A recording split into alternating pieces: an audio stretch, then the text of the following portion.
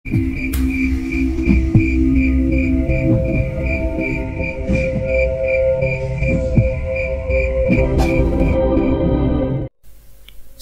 mobil keluarga Arman berhenti di depan rumah tua peninggalan kakeknya, matahari sore perlahan tenggelam di balik bukit-bukit yang mengelilingi desa di mana rumah itu berada.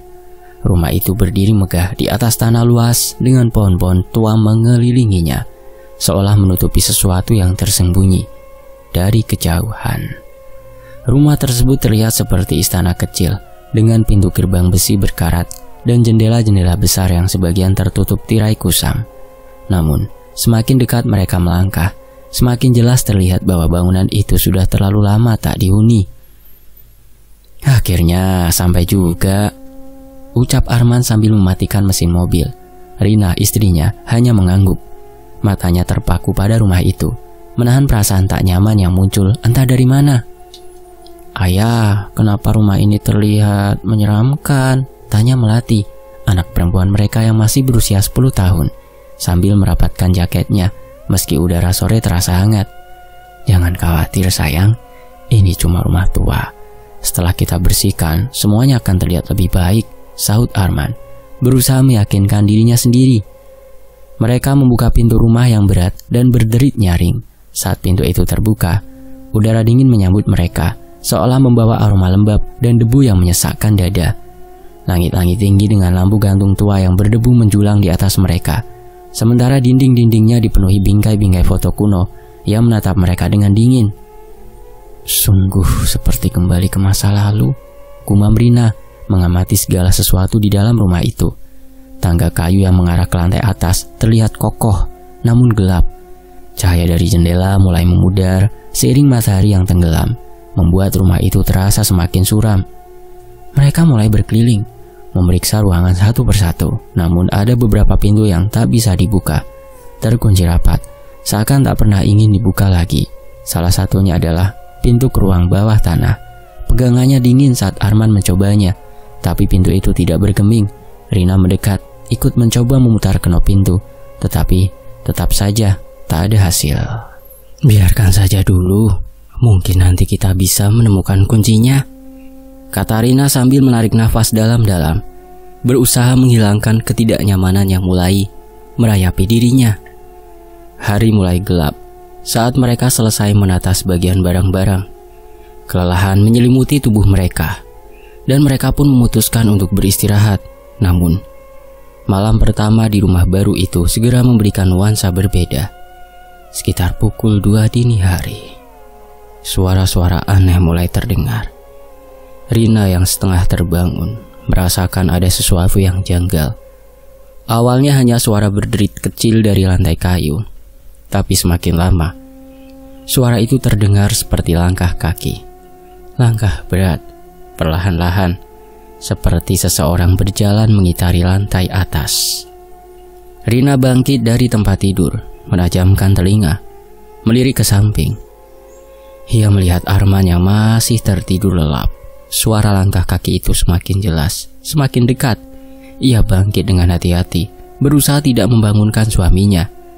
Dengan sedikit ragu, ia membuka pintu kamar dan berjalan keluar ke koridor. Gelap. Langkah kaki itu berhenti. Rina menahan nafas, telinganya berusaha menangkap setiap suara. Lantai di bawah kakinya terasa dingin. Tidak mungkin ada orang di atas, pikir Rina dalam hati. Ia tahu anak-anak mereka tidur di kamar di lantai bawah, dan lantai atas seharusnya kosong. Dengan gemetar, ia berjalan perlahan ke tangga. Namun, sebelum ia sempat melangkah lebih jauh, suara langkah itu kembali terdengar. Kali ini jelas di lantai atas, tepat di atas kepalanya. Detik itu juga, rasa takut menjalar dalam tubuhnya. Kakinya mundur dengan cepat, dan ia kembali masuk ke kamar. Di balik pintu yang tertutup, Rina berdiri dengan tubuh bergetar, berusaha mencerna apa yang baru saja ia alami. Di luar, suara langkah kaki itu terus terdengar, mengitari ruangan di lantai atas, seperti sesuatu atau seseorang sedang berjalan tanpa tujuan. Namun Rina tahu betul, tidak ada seorang pun di sana. Malam kedua di rumah tua itu terasa lebih mencekam. Meskipun Rina berusaha mengalihkan pikirannya dari kejadian aneh semalam, ketegangan di dalam rumah tidak juga hilang. Malam telah menjelang, dan suara-suara malam mulai berbisik di telinga. Melati, anak perempuan mereka, tidak bisa tidur. Ia terbangun dan merasakan hawa dingin yang menjalar dari jendela yang terbuka sedikit, membuat bulu kuduknya merinding. Dia bangkit dari tempat tidur, mengernyitkan dahi dan menatap ke koridor. Hatinya berdebar, tetapi rasa ingin tahunya lebih besar. Tanpa mengeluarkan suara, Melati menyelinap keluar dari kamar, mencoba mengingatkan dirinya bahwa ini hanya rumah tua. Namun saat ia melangkah ke koridor, matanya tertuju pada bayangan gelap yang bergerak cepat di ujung koridor. Bukan bayangan, bukan, bisiknya dalam hati. Melati menelan ludah, berusaha menenangkan diri. Ia tidak bisa menahan rasa ingin tahunya. Dengan perlahan, dia mendekati bayangan itu. Tetapi setiap kali ia berusaha mendekat, sosok itu selalu menghilang dalam sekejap, seolah tak pernah ada. Melati, terdengar suara lembut dari arah belakang. Melati berbalik dan melihat ibunya, Rina, berdiri di sana. Wajahnya tampak khawatir. Bu, aku melihat sesuatu. Melati berusaha menjelaskan, tapi suara kecilnya tercekat dalam tenggorokannya. Rina menggelengkan kepala, berusaha menenangkan putrinya. Semua baik-baik saja sayang. Mungkin itu hanya imajinasimu. Mari kita kembali tidur, ucap Rina sambil mengelus kepala Melati. Namun di dalam hati, Rina sendiri merasakan kegelisahan. Suara langkah kaki di malam sebelumnya terus menghantui pikirannya. Malam berlalu dan Melati tidak bisa tidur. Ia terus terjaga, mengawasi setiap sudut koridor dari tempat tidurnya. Ketika waktu menunjukkan pukul 2, dia mendengar suara berderak dari arah cermin di kamarnya. Dalam kegelapan, dia melihat cermin bergetar, lalu retak dengan suara keras. Tidak, teriak Melati. Dia melompat dari tempat tidur, tetapi sebelum dia bisa melarikan diri, dia mendengar suara tawa. Tawa dingin yang berasal dari dalam dinding. Suara itu membuatnya merinding, dan dia merasa seolah ada yang memperhatikannya dari balik dinding. Dengan ketakutan yang menyelimuti, Melati berlari keluar dari kamar dan mencari ibunya. Dia menemukannya duduk di ruang tamu. Wajah Rina tampak pucat dan kelelahan. Bu, cermin di kamarku retak, dan aku mendengar suara tawa, seru Melati, suaranya bergetar. Rina berusaha mengumpulkan ketenangannya, tetapi di dalam hatinya, perasaan takut mulai merayap. Kita harus segera tidur. Kita bisa mencari tahu apa yang terjadi besok pagi, jawab Rina, meskipun suaranya juga bergetar. Malam itu Rina kembali terbangun oleh mimpi buruk yang sama. Ia melihat seorang wanita tua dengan wajah hancur, duduk di kursi goyang. Wanita itu terus memanggil namanya, suaranya serak dan melankolis. Setiap kali Rina berusaha mendekat, wanita itu hanya tersenyum sinis dan menunjuk ke arah jendela, seolah memperingatkan sesuatu yang tidak dapat Rina pahami. Rina terbangun dengan keringat dingin, matanya lebar dengan ketakutan. Ia melihat Melati yang tertidur lelap di sampingnya, tetapi suara tawa yang pernah didengarnya kembali bergema dalam pikirannya. Apa yang terjadi di rumah ini? Pikirnya. Pagi harinya, ketika Arman pulang dari pasar, Rina menceritakan semua yang terjadi. Arman mengerutkan dahi, tetapi berusaha bersikap tenang. Mungkin hanya kesan rumah tua. Kita perlu lebih banyak bersih-bersih dan membuatnya terasa lebih nyaman, katanya. Tapi Rina tahu, ini bukan hanya tentang kotoran atau debu. Ada sesuatu yang lebih dalam. Sesuatu yang mengintai di balik bayang-bayang rumah tua ini. Perasaan tidak nyaman itu semakin kuat, dan Rina hanya bisa berharap agar teror yang mereka hadapi tidak akan semakin parah. Di sisi lain, Melati kembali ke kamarnya, merasakan ada sesuatu yang berbeda. Di depan cermin retak itu, bayangan gelap tampak bergerak, seolah mengintip dari balik kaca. Dia merasakan sebuah panggilan, suara halus yang mengajak untuk mendekat. Namun melawan nalurinya, Melati memilih untuk pergi menjauh, tidak ingin mengungkap lebih dalam lagi kegelapan yang mengintai. Hari-hari berlalu di rumah tua itu, dan setiap malam, ketegangan semakin meningkat. Arman berusaha keras untuk mengalihkan perhatian keluarganya dari peristiwa-peristiwa aneh yang terjadi.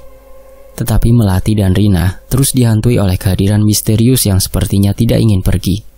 Setiap kali malam tiba, suasana di rumah terasa semakin berat, seolah ada sesuatu yang menunggu untuk ditampilkan.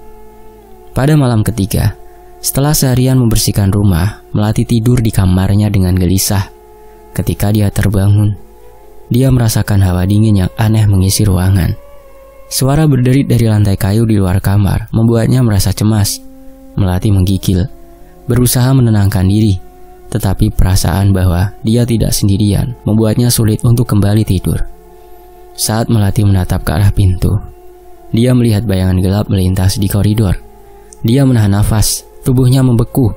Bayangan itu tampak seperti sosok tinggi, mungkin seorang wanita, berpakaian serba hitam. Melati berusaha melihat lebih jelas, tetapi sosok itu segera menghilang di balik tembok, meninggalkan jejak ketakutan yang mengendap di dalam hatinya. Keesokan paginya, Melati menceritakan pengalamannya kepada Rina, tetapi ibunya hanya menggelengkan kepala, berusaha meredakan ketakutan putrinya. "Mungkin itu hanya bayangan sayang, kita harus tetap tenang," kata Rina, tetapi dia sendiri merasa tidak yakin. Malam itu setelah Rina menidurkan Melati, dia kembali ke kamar tidurnya. Ketika dia berbaring, sebuah mimpi buruk kembali menghantuinya. Dalam mimpi, wanita tua itu kembali muncul, kali ini dengan wajah yang lebih mengerikan. Kulitnya tampak mengelupas dan matanya yang kosong memancarkan aura kegelapan. Wanita itu mengulurkan tangannya, seolah meminta bantuan, tetapi ada sesuatu yang sangat menakutkan dalam tatapannya. Saat Rina terbangun, jantungnya berdegup kencang. Dia mengingat betul peringatan wanita tua itu, seolah memperingatkannya akan bahaya yang akan datang. Dalam ketakutan, dia berjalan menuju ruang tamu, berusaha menenangkan diri. Namun, ketika dia sampai di sana, dia terhenti. Di sudut ruangan, di bawah cahaya redup lampu, dia melihat sosok bayangan yang sama dengan yang dilihat Melati. Wanita tua itu berdiri diam, wajahnya tampak lebih jelas. Kulitnya yang hancur dan rambutnya yang acak-acakan membuat Rina merinding. Rina ingin berteriak, tetapi suaranya tercekat di tenggorokan. Wanita itu mulai bergerak, mendekatinya dengan langkah yang lambat dan pasti. "Rina," suara wanita itu melambat, serak dan menusuk telinga. "Rina, bantulah aku." Mendengar namanya disebut, Rina tertegun. Suara itu memanggilnya dengan cara yang menghantui. Wanita itu kini hanya beberapa langkah darinya, dan Rina merasakan hawa dingin menyelimuti tubuhnya. Dia berusaha melangkah mundur, tetapi kakinya seolah terpaku di tempat. Dengan sekuat tenaga, Rina berbalik dan berlari ke kamar tidurnya, mengunci pintu di belakangnya. Di dalam kamar, dia bisa mendengar suara tawa yang menggema dari dalam dinding, suara yang semakin dekat seolah mengejarnya. Dalam keadaan panik, Rina mengguncang Arman, membangunkannya dengan ketakutan yang jelas. "Arman, Papa, ada sesuatu di luar. Kita harus pergi dari sini," Rina berteriak, suaranya penuh dengan ketakutan. Arman yang masih setengah tertidur, tertegun oleh ketakutan di mata istrinya. Dia cepat-cepat menyalakan lampu dan melihat Rina yang terengah-engah. "Apa yang terjadi, Ma? Tenanglah." Rina berusaha menceritakan apa yang dia lihat. Tetapi saat Arman berusaha memahami, Melati tiba-tiba berlari masuk ke kamar mereka. Wajahnya pucat pasi. "Bu, aku melihat dia lagi, Bu. Wanita itu ada di koridor." Melati menangis, ketakutan. Arman menatap istrinya, lalu kembali ke Melati. "Apa yang kamu maksud, sayang? Wanita siapa?" Melati menuju ke arah pintu, dan Rina merasakan keringat dingin mengalir di sepanjang punggungnya. Mereka semua mendengar suara berderit, diikuti oleh tawa yang menggema dari dalam dinding. Ketiga anggota keluarga itu berkumpul, saling berpegangan tangan, tak berani bergerak. Suasana semakin menakutkan, dan sebelum mereka sempat beranjak, suara langkah kaki terdengar lagi. Kali ini lebih jelas dan lebih dekat. Mereka semua terdiam, hanya mendengarkan derap langkah yang semakin mendekat. Tiba-tiba, pintu kamar mereka terbuka dengan sendirinya, dan sosok bayangan wanita itu muncul di ambang pintu. Dengan tatapan kosong dan wajah yang penuh luka, wanita tua itu mengulurkan tangannya. Dalam sekejap, seluruh ruangan dipenuhi hawa dingin yang membuat mereka menggigil, dan suara tawa itu terdengar semakin keras, seakan-akan menertawakan ketakutan mereka. Dalam kegelapan itu, mereka menyadari bahwa teror yang mereka hadapi bukan hanya hayalan, tetapi sebuah kengerian yang telah menunggu mereka di rumah tua ini. Saat itu, satu pertanyaan menghantui pikiran mereka. Apa yang diinginkan oleh sosok menyeramkan itu? Setelah malam-malam penuh ketegangan dan ketakutan, teror yang dialami keluarga Arman dan Rina semakin meningkat. Pintu-pintu di rumah itu mulai terbuka sendiri tanpa sebab, membiarkan hawa dingin masuk ke dalam. Suara jeritan melengking yang berasal dari ruang bawah tanah seringkali menggema di antara dinding rumah, menambah rasa cemas yang menggerogoti hati mereka. Setiap anggota keluarga merasakan bahwa mereka tidak sendirian di rumah ini, dan entitas yang tidak terlihat itu seakan mengawasi setiap gerakan mereka. Di tengah malam yang sunyi, Arman terbangun oleh suara berderit dari pintu kamar. Dia menoleh ke arah Rina yang terlelap di sampingnya.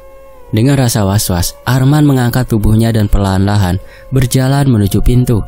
Saat dia memegang gagang pintu, dia merasakan getaran aneh yang meresap ke dalam tangannya, seolah pintu itu dipenuhi dengan energi negatif. Dia membukanya perlahan, dan saat itu juga pintu bergetar keras, seolah ada sesuatu di baliknya yang ingin keluar. Arman terkejut dan mundur, tetapi rasa penasarannya mendorongnya untuk meneliti lebih jauh. Di luar kamar, jalan pemisah antar ruang atau koridor tampak gelap gulita, hanya diterangi oleh cahaya remang-remang dari lampu dinding yang berkedip. Dia melangkah hati-hati, mencermati setiap suara yang terdengar. Tiba-tiba, suara jeritan yang sangat menyakitkan memenuhi udara, berasal dari ruang bawah tanah. Arman mengingatkan dirinya bahwa Rina dan Melati pasti mendengar suara itu. Dia berlari kembali ke kamar, berusaha membangunkan Rina. "Rina, ayo bangun, kita harus pergi ke bawah." Rina terbangun, wajahnya pucat. Apa yang terjadi?" tanyanya. Suaranya bergetar. "Aku mendengar jeritan dari bawah. Kita harus memeriksa," jawab Arman. Suaranya penuh semangat, tetapi hatinya berdebar-debar. Mereka berdua memutuskan untuk membawa Melati bersamanya, dan bertiga mereka turun ke ruang bawah tanah. Setiap langkah terasa berat, seolah-olah tanah di bawah mereka berusaha menahan mereka. Ketika mereka mencapai tangga bawah, Arman merasa hawa dingin yang sangat menusuk. Dia menyalakan senter dan menyorot ke seluruh ruangan yang gelap. Ruangan itu tampak kosong, tetapi hawa mencekam membuat mereka tidak nyaman. Mereka mendengar suara gemerisik dari sudut ruangan, dan saat Arman berusaha mendekati suara itu, Melati tiba-tiba terjatuh ke tanah, berteriak. "Bu, dia datang!" Melati berteriak. Matanya terbelalak ketakutan.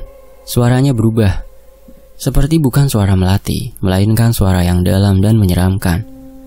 "Kau tidak seharusnya berada di sini. Pergilah sebelum terlambat." Arman dan Rina tertegun. Melati bergetar hebat, seolah ada kekuatan lain yang menguasainya.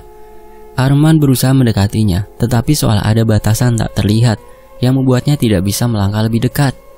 "Melati, ini aku papamu. Apa yang terjadi padamu?" Melati teriak lagi. Suara itu semakin keras dan dalam. "Kau tidak akan bisa melarikan diri. Dia akan mengambil semuanya. Pergi, pergi!"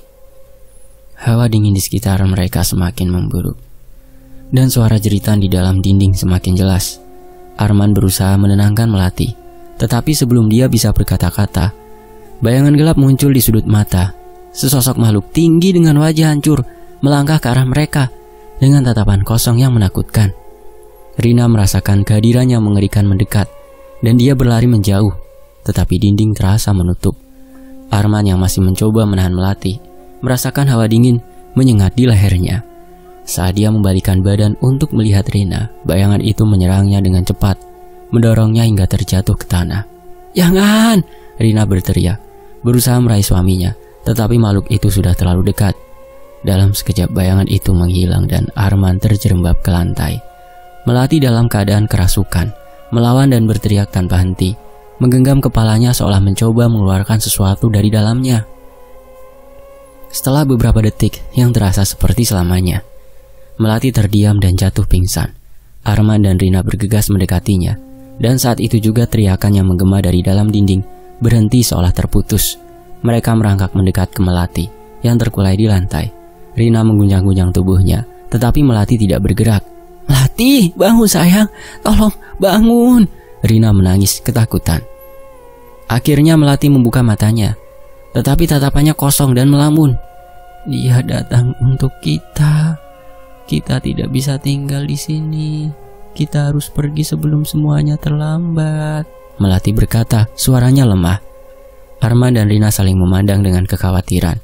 Mereka tahu bahwa teror fisik ini semakin mendalam dan mereka tidak bisa terus bertahan di rumah ini. Dengan hati penuh ketakutan, mereka sepakat untuk mencari jalan keluar dan mengungkap misteri mengerikan yang membayangi keluarga mereka. Ketika teror yang mereka alami semakin tak tertahankan, Arman dan Rina tahu bahwa mereka tak bisa lagi menunda. Keluarga mereka semakin hancur, terutama Melati yang keadaannya kian memburuk. Dalam kepanikan dan keputusasaan, mereka memutuskan mencari bantuan dari seseorang yang memahami dunia gaib lebih dalam. Malam itu Arman dan Rina mendatangi seorang paranormal terkenal di daerah rumah tersebut. Seorang pria tua, sebut saja Pak Wirya. Pak Wirya tinggal di sebuah rumah tua di ujung desa, jauh dari keramaian. Rumahnya tampak sederhana, tetapi ada aura mistis yang terasa di sekitarnya. Ketika mereka mengetuk pintu, Pak Wirya sudah menunggu di depan, seolah tahu mereka akan datang. "Sudah kuduga kalian akan datang," kata Pak Wirya dengan suara dalam, memandang mereka dengan mata tajam yang seolah mampu menembus jiwa. Rina tertegun, dan Arman dengan cepat menjelaskan segala teror yang mereka alami. Mulai dari langkah kaki di malam pertama, bayangan yang menghantui Melati, hingga kerasukan dan jeritan dari ruang bawah tanah. Pak Wirya mendengarkan dengan penuh perhatian, sesekali mengangguk, wajahnya semakin serius. Setelah mereka selesai bercerita, dia berdiri dan mempersilahkan mereka masuk ke ruangannya. Di dalam, aroma dupa memenuhi udara, dan ada berbagai benda pusaka di sekitar ruangan. "Kalian harus tahu bahwa rumah yang kalian tempati bukanlah rumah biasa," ucap Pak Wirya dengan nada tenang tapi penuh ketegasan. "Rumah itu sudah lama dirasuki ruh-ruh jahat. Mereka tidak datang dengan sendirinya. Mereka dipanggil, ada yang mengundang, diikat oleh perjanjian yang dibuat bertahun-tahun lalu." Arman dan Rina saling berpandangan. "Perjanjian apa?" tanya Rina. Suaranya bergetar. Pak Wirya menatap dalam-dalam ke mata mereka. "Kakekmu Arman, dialah yang memanggil mereka. Ada benda di rumah itu yang digunakan sebagai media untuk mengikat perjanjian dengan mereka. Benda itulah yang memberi kekuatan kepada ruh-ruh tersebut, membuat mereka tak bisa diusir begitu saja. Selama benda itu masih ada, roh itu akan terus menghantui rumah dan penghuninya." Arman merasa jantungnya berdegup kencang. Dia tahu kakeknya dulu memiliki sisi misterius, tetapi tidak pernah menduga sejauh ini. "Jadi apa yang harus kami lakukan?" tanyanya dengan penuh kekhawatiran. Pak Wirya menatapnya tajam. "Kalian harus menemukan benda itu dan menghancurkannya. Benda itu tersembunyi di dalam rumah, kemungkinan besar di ruang bawah tanah yang terkunci. Tempat itu adalah pusat dari segala kekuatan yang mengikat ruh-ruh tersebut." Mendengar ini, Rina langsung teringat pada ruang bawah tanah yang selalu terkunci rapat sejak mereka pindah. "Tapi kami tidak bisa membuka ruang bawah tanah itu. Kuncinya hilang, dan setiap kali kami mencoba membukanya, pintunya tidak pernah bergerak sedikit pun." Pak Wirya tersenyum tipis, seperti sudah menduga jawabannya. "Itu bukan kunci biasa. Pintu itu dijaga oleh kekuatan gaib. Namun jika kalian benar-benar ingin menghentikan teror ini, aku bisa memberikan sesuatu untuk membuka jalan. Tapi ingatlah, ini bukan hal yang mudah. Ruh-ruh itu akan melawan kalian saat kalian mendekati benda itu. Mereka tahu bahwa jika kalian menghancurkannya, mereka akan kehilangan kekuatan mereka dan pergi selamanya." Arman dan Rina menatap satu sama lain. Rasa takut bercampur dengan tekad di hati mereka. Mereka tahu ini adalah satu-satunya cara untuk menghentikan teror yang selama ini menghantui keluarga mereka. Meski mereka tidak tahu apa yang akan terjadi di dalam ruang bawah tanah itu, mereka tak punya pilihan lain. "Apapun yang harus kami lakukan, kami akan melakukannya," ucap Arman dengan tegas. Rina mengangguk meski wajahnya masih pucat. Pak Wirya mengangguk pelan. Dia berjalan ke sudut ruangan, mengambil sebuah kantong kecil berisi rempah dan jimat, lalu menyerahkannya kepada Arman. Ini akan melindungi kalian dari serangan langsung. Tapi berhati-hatilah, ruh itu sangat kuat dan tidak akan menyerah begitu saja. Terima kasih Pak, ucap Rina dengan penuh rasa syukur, meski jantungnya berdebar kencang, membayangkan apa yang menanti mereka di ruang bawah tanah. Saat mereka hendak pergi, Pak Wirya mengucapkan satu kalimat terakhir yang menggema dalam hati mereka. Ingat, jangan biarkan rasa takut menguasai kalian. Jika kalian ragu, mereka akan semakin kuat. Beranilah dan selesaikan ini sekali untuk selamanya. Dengan perasaan campur aduk antara takut dan harapan, Arman dan Rina meninggalkan rumah Pak Wirya. Mereka tahu malam berikutnya akan menjadi puncak dari segala teror yang mereka alami. Dan hanya satu jalan keluar yang tersisa, menemukan dan menghancurkan benda terkutuk yang telah mengikat ruh-ruh jahat di rumah tua itu. Dengan langkah berat, mereka pulang, siap menghadapi malam yang mungkin menjadi malam paling menakutkan dalam hidup mereka. Setelah persiapan matang dan berbekal keberanian yang tersisa, Arman, Rina, dan Melati berdiri di depan pintu ruang bawah tanah yang selama ini terkunci rapat. Dengan jimat dari Pak Wirya di tangan, mereka memasuki fase terakhir dari perjuangan melawan teror rumah tua itu. Pak Wirya telah melakukan ritual pembukaan, dan kini pintu yang tak pernah bisa dibuka selama bertahun-tahun mulai berderak perlahan. Suara engsel tua yang berdecit melahirkan kecemasan yang semakin mendalam. Arman menahan nafas saat pintu terbuka sedikit demi sedikit, menampakkan sebuah lorong gelap dan dingin yang mengarah ke bawah tanah. Ini dia, gumam Arman. Matanya terpaku pada kegelapan yang menganga di depan mereka. Mereka bertiga perlahan menuruni tangga kayu tua, tangannya gemetar di railing. Udara di ruang bawah tanah itu terasa berbeda. Lebih berat, lebih sesak, seperti ada sesuatu yang menahan nafas di sekitar mereka. Begitu mereka sampai di bawah, lampu senter yang mereka bawa menerangi ruangan kecil dan pengap. Di tengah ruangan itu berdiri sebuah altar kayu hitam yang penuh dengan debu. Altar itu dikelilingi lilin yang telah lama mati, dan di atasnya ada beberapa benda ritual yang aneh. Sebuah patung, botol kaca berisi cairan hitam pekat, dan sebuah buku tua yang tampaknya terbuat dari kulit kasar. Namun yang paling menarik perhatian mereka adalah sebuah patung kecil dari logam. Patung seorang wanita dengan tangan terbuka, seperti sedang mengundang sesuatu. Patung itu memancarkan energi gelap yang membuat tengkuk mereka meremang. Ini pasti benda yang dimaksud Pak Wirya, bisik Rina, suaranya bergetar. Kita harus menghancurkannya. Arman mengangguk. Tetapi sebelum ia bisa mendekati altar, suasana di dalam ruang bawah tanah tiba-tiba berubah. Lampu senter mereka mulai berkedip-kedip dan hawa dingin yang menusuk terasa semakin kuat. Dari sudut-sudut ruangan, terdengar suara gemerisik, seperti desisan ruh yang marah.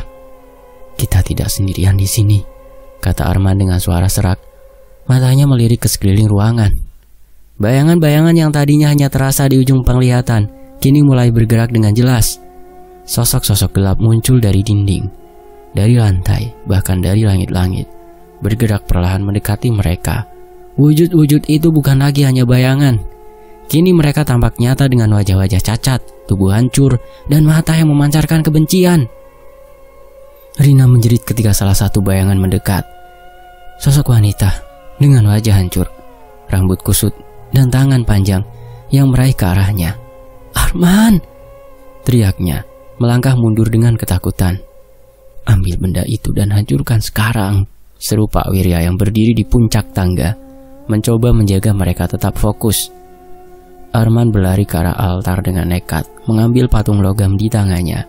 Begitu ia menyentuhnya, rasa dingin luar biasa merambat ke tubuhnya, membuatnya hampir kehilangan kendali.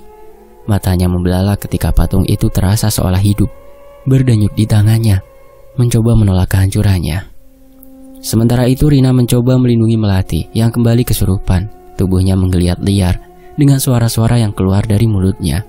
Suara yang jelas bukan milik gadis kecil itu. Mereka datang, mereka datang, teriak Melati dengan suara rendah dan menyeramkan. Ruh itu semakin brutal. Salah satu dari mereka, sosok besar dengan wajah gelap tak berbentuk, melemparkan Arman ke dinding dengan satu sapuan tangan. Dinding ruang bawah tanah bergetar hebat. seakan rumah itu sendiri menolak kehadiran mereka. Arman bangkit dengan nafas terengah-engah, tapi ia tak menyerah. Ia meraih patung itu lagi, lalu memukulkannya ke lantai dengan sekuat tenaga. Namun benda itu tak hancur. Suara gemuruh mengguncang ruangan, dan sosok-sosok roh mulai berteriak lebih keras, mendekat dengan kecepatan mengerikan. Rina berlari untuk membantu Arman. Matanya penuh ketakutan, tapi ia tahu ini satu-satunya kesempatan mereka. "Kita harus membakarnya," teriaknya. Pak Wirya bergegas ke bawah dengan lilin yang masih menyala dari jimat yang ia bawa. Mereka menyiram patung itu dengan minyak dari botol yang ada di altar, kemudian menyalakan api. Begitu api menyala, patung logam itu mengeluarkan suara jeritan melengking yang mengerikan, seperti suara ribuan ruh yang terbakar di dalamnya. Sosok-sosok ruh mulai memudar satu persatu, menghilang ke dalam kegelapan sambil memekikan rasa sakit dan kemarahan. Api membesar, menghanguskan patung itu dengan cepat. Ruangan kembali berguncang dan dinding-dinding bawah tanah mulai retak. Sebuah kekuatan besar tampak sedang berusaha keluar, tetapi semakin patung itu terbakar, semakin kekuatan tersebut menghilang, hingga akhirnya hanya tersisa abu. Suasana di ruang bawah tanah berubah drastis. Tidak ada lagi suara ruh, tidak ada lagi bayangan yang bergerak. Yang tersisa hanya keheningan yang menakutkan. Mereka bertiga berdiri terengah-engah, keringat bercucuran di wajah mereka. Tetapi kali ini bukan karena ketakutan, melainkan kelegaan. Mereka tahu teror yang selama ini menghantui rumah itu akhirnya berakhir. Pak Wirya menatap mereka dengan senyum tipis. "Kalian sudah menyelesaikan semuanya. Kini ruh-ruh itu bebas, dan rumah ini bisa kembali menjadi milik kalian tanpa teror." Arman dan Rina saling pandang dengan kelelahan di mata mereka. Tetapi di balik itu ada harapan baru. Kini, ruang bawah tanah yang dulu terkunci dan penuh dengan kegelapan telah berubah menjadi saksi kebebasan mereka dari kutukan yang telah menghantui keluarga selama bertahun-tahun. Pertanyaannya, siapa pelakunya yang menahan ruh-ruh itu, memanggil dan mengikatnya? Saat mereka mengira semua telah berakhir, Arman, Rina dan Melati duduk terdiam di ruang tamu, mencoba mencerna kejadian mengerikan yang baru saja mereka alami. Namun sebuah firasat aneh membuat Rina merasa tidak tenang. Ada sesuatu yang belum terselesaikan, sesuatu yang lebih dalam dari sekedar ruh-ruh jahat yang telah mereka hadapi. Pada malam itu, Rina kembali mengalami mimpi yang sama. Wanita tua dengan wajah hancur duduk di kursi goyang, memanggil namanya berulang kali. Namun kali ini ada perbedaan yang mencolok. Wajah wanita tua itu tampak lebih jelas, dan perlahan Rina mulai mengenali sosoknya. "Rina, anakku," bisik wanita itu dengan suara serak yang bergema dalam pikirannya.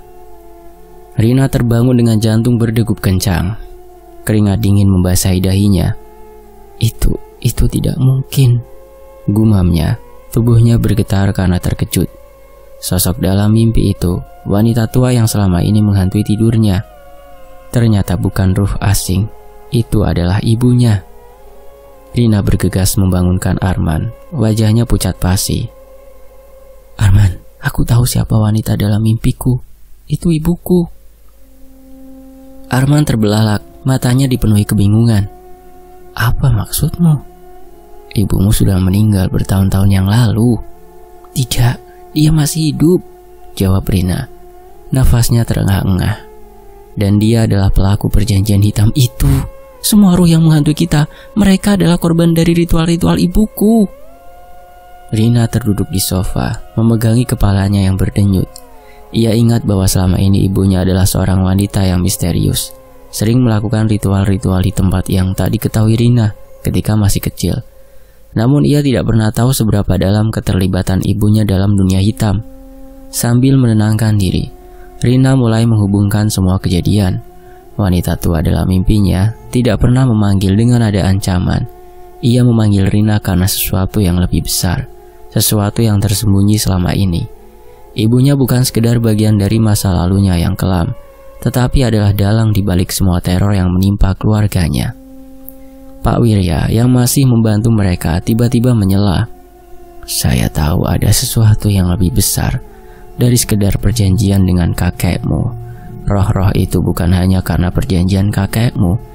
Mereka adalah korban jiwa yang pernah digunakan dalam ritual-ritual hitam. yang jauh lebih mengerikan. Roh-roh itu menuntut balas. Rina menatap Pak Wirya dengan bingung. Tapi mengapa mereka datang sekarang? Mengapa mereka mengincar kami? Pak Wirya menunduk, mencoba menenangkan suara hatinya. Mereka mengincarmu karena perjanjian baru telah dibuat. Ibumu, dia sedang mencarimu dan melatih. Dia ingin menuntaskan sesuatu. Ketegangan mencapai puncaknya ketika Rina menyadari bahwa ibunya yang selama ini dianggapnya sudah mati, ternyata masih hidup dan telah melakukan ritual-ritual hitam selama puluhan tahun untuk melindungi kekayaan keluarga. Namun ritual itu membutuhkan korban-korban baru dan kali ini giliran Rina dan Melati. Rina terduduk dengan pucat, mendengarkan penjelasan yang mengerikan itu. Tiba-tiba bunyi derak keras terdengar dari lantai atas, diikuti oleh suara langkah kaki berat yang mendekat ke arah mereka. Ibumu telah kembali, kata Pak Wirya dengan nada serius. Dia tidak akan berhenti sampai dia mendapatkan apa yang dia inginkan. Di tengah ketakutan yang luar biasa, mereka menyadari bahwa ruh wanita tua yang menghantui rumah ini bukanlah sekedar ruh jahat. Dia adalah ibu Rina yang selama ini menggunakan kekuatan hitam untuk mempertahankan kekayaan keluarga, bahkan dengan mengorbankan banyak nyawa. Dan kini dia telah membuat perjanjian baru, perjanjian yang melibatkan Rina dan Melati sebagai korban berikutnya. Saat mereka mencoba melarikan diri dari rumah itu, pintu-pintu dan jendela tertutup rapat dengan sendirinya. Rumah itu seolah hidup, mengurung mereka di dalamnya. Suara tawa seram terdengar di mana-mana, dan sosok wanita tua yang dulu hanya muncul dalam mimpi Rina kini berdiri nyata di hadapan mereka, berwajah hancur dengan mata penuh kebencian. Aku melakukan semua ini untuk melindungi kalian, kata wanita itu. Suaranya dingin dan menusuk. Kekayaan keluarga ini, kehidupan nyaman kalian, semua itu berasal dari darah. Dan kini kalian harus membayarnya. Rina menatap sosok ibunya dengan air mata bercucuran. Kami tidak ingin semua ini, Bu. Aku tidak pernah memintamu untuk melakukan semua ini. Tidak ada yang bisa lari dari perjanjian ini, jawab ibunya melangkah maju. Dan waktumu telah tiba, Rina. Dengan penuh kepanikan, Arman, Rina, dan Melati terpojok di ruang tamu tanpa jalan keluar. Namun pada saat itulah Melati yang selama ini kerasukan dan terpengaruh oleh kekuatan gaib tiba-tiba berbicara dengan suara lembut namun penuh kekuatan. Kita tidak harus terikat oleh masa lalu. Kita bisa memutus perjanjian ini. Seketika sosok ibunya terhenti. Suara Melati yang aneh itu seolah datang dari tempat yang lebih tinggi, dari kekuatan yang melawan kekuatan hitam yang telah menguasai rumah ini. Perlahan sosok wanita tua itu memudar, ditarik oleh kekuatan yang lebih besar dari dirinya sendiri, meninggalkan rumah itu untuk selamanya. Pada akhirnya Rina dan keluarganya selamat, namun mereka tahu bahwa mereka tidak akan pernah bisa melupakan malam mengerikan itu. Rumah warisan yang pernah mereka anggap sebagai tempat tinggal, kini menjadi kenangan pahit tentang rahasia kelam keluarga mereka dan teror yang hampir mengakhiri hidup mereka. Demikianlah sebuah kisah. Semoga terhibur. Fakta Sejarah pamit, sampai jumpa di kisah lainnya. Tetap di Fakta Sejarah.